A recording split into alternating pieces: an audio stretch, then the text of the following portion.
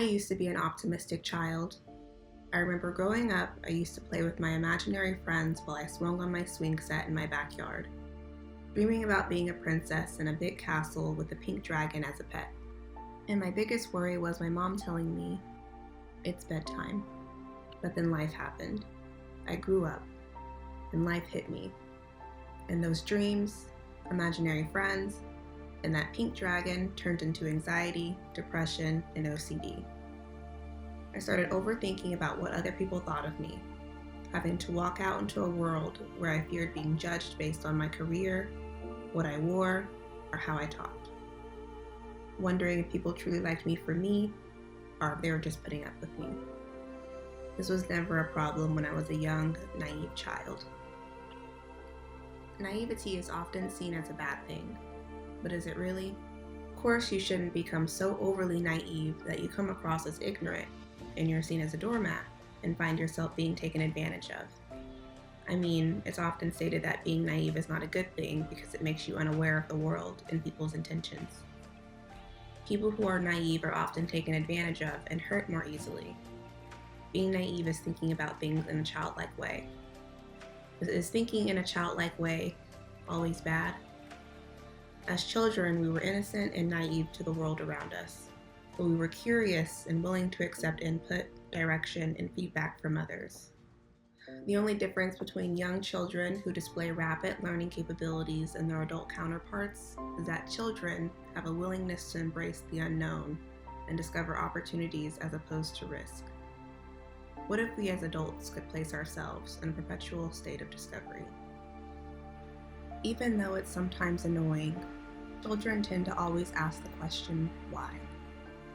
And as adults, we stop questioning why we do the things we do, why we think the way we do. Questioning everything is actually the highest form of human thinking, and it allows you to be creative. When I moved to New York City from my small town in Texas, people would often tell me how rude the people were and how dangerous the city was. My family was fearful that I would get taken advantage of, or worse, kidnapped. My old coworkers told me, "It's hard to make it in New York. Most people fail. You will come running back home because you are too naive to the world around you." If I had listened to them, I would have never gone to New York to pursue my dreams. I would have never had the opportunity to work at New York Fashion Week or work with all of the celebrities that I met, like Jennifer Lopez, David Schumer, or Padma Lakshmi. I would have gone through life thinking, what if? If you let the fear of the unknown stop you from even starting, you won't start. Instead, choose to be naive. Focus on a personal, fulfilling goal of shipping your dreams. In Seth Godin's words, shipping is fraught with risk and danger. Every time you raise your hand, send an email, launch a product, or make a suggestion, you're exposing yourself to criticism. Not just criticism, but the negative consequences that come with wasting money, annoying someone in power, or making a fool of yourself. It's no wonder we're afraid to ship. It's not clear you have much choice, though. A life spent curled in a ball, hiding in the corner, might seem less risky, and it'll eventually lead to failure. Since you're going to ship anyway, then the question is, why bother indulging in your fears? In a long-distance race, everyone gets tired.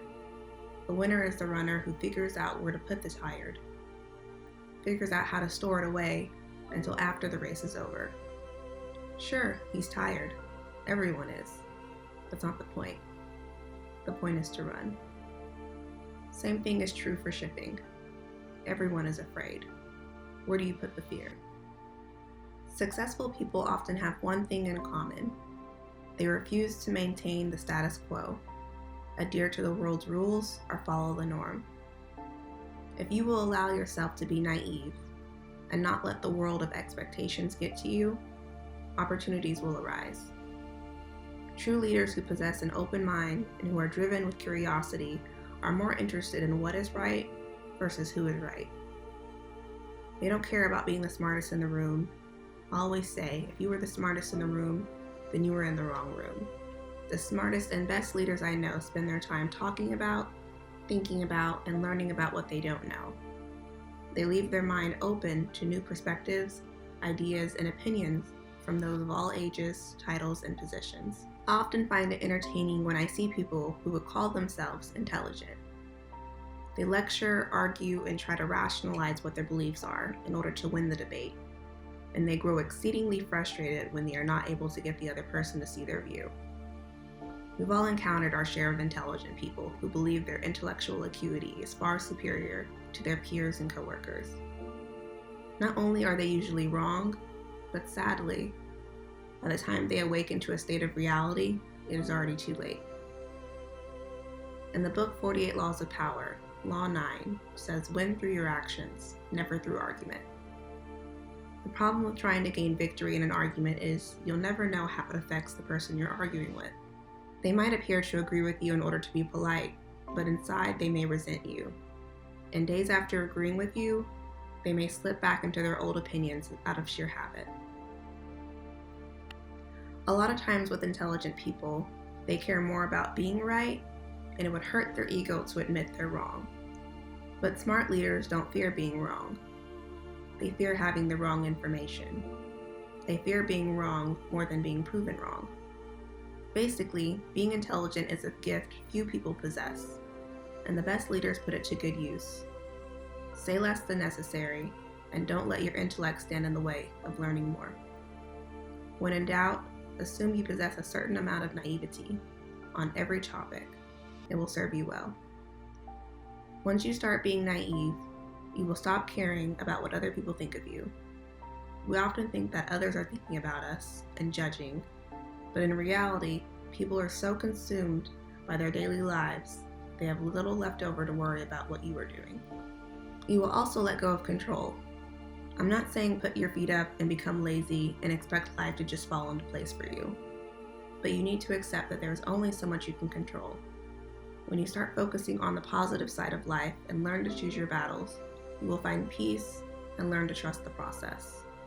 You will find yourself being happier, not because of what is happening around you, but finding true happiness within yourself. Be happy where you are, even if your life is imperfect. When you are naive, you will also stop overthinking everything and believe in the best possible outcomes. Due to my anxiety, I would find myself overanalyzing every possible situation and scenario. The issue with overthinking is you are stopping yourself from taking action. When I moved to New York, I could have been thinking, what if I don't make it in the big city? But instead, I said, what if I did? Even if things don't turn out the way you had planned, because you let go of things that you can't control, you learn to accept that everything happens for a reason. Worrying how things go wrong doesn't help things go right. Now, of course, you can't be too naive to the world around you. Don't confuse being naive with ignorance. The two can look similar, like being naive refers to a lack of worldly experience, wisdom, or judgment, while ignorance refers to a lack of knowledge or education. Being naive can have a positive or negative connotation, while being ignorant is generally seen as negative. Healthy naivety is the ability to see the best in any situation. Being a little naive does no harm, especially if you find yourself overthinking and overanalyzing situations. Not only will you find happiness internally, you will be more pleasant to be around. Question everything you believe, and always ask the question, why? We are often more naive than we think. It's better to unlearn what we've learned, so that way we can truly understand ourselves and the world around us.